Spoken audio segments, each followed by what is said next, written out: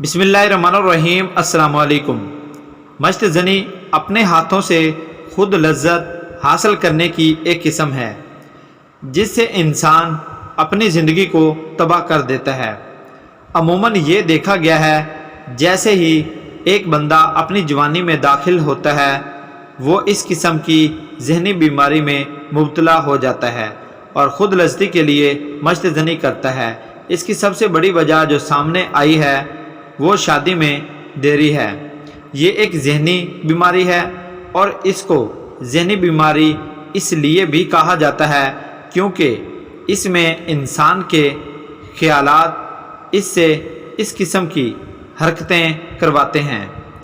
मस्त ज़नी के नुकसानात: नज़र का कम होना, मर्दाना बांझपन, अजू ख़ास का मर जाना, कमर में दर्द, नामर्दगी के मसाइल, अजू ख़ास का सिकुड़ना, ज़हनी बीमारियाँ, जिस्मानी कमज़ोरी।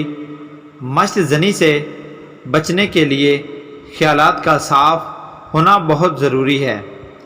अपने ज़हन को इस तरह के ख़यालात से रोकने के लिए आपकी सोच का ख्याल तामीराती होना चाहिए।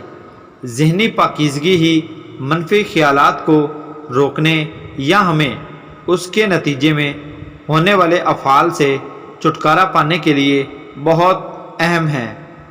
याद रखिए, खुद लज्जती वक्ती तौर पर आपको लज्जत फ़राहम कर देगी लेकिन इसके नुकसानात मुस्तक़बिल तौर पर आपको दरपेश रहेंगे। जिनसी तस्कीन के लिए खुद लज्जती आपकी जिस्मानी कमज़ोरी या ज़हनी कमज़ोरी का सबब भी बन सकता है।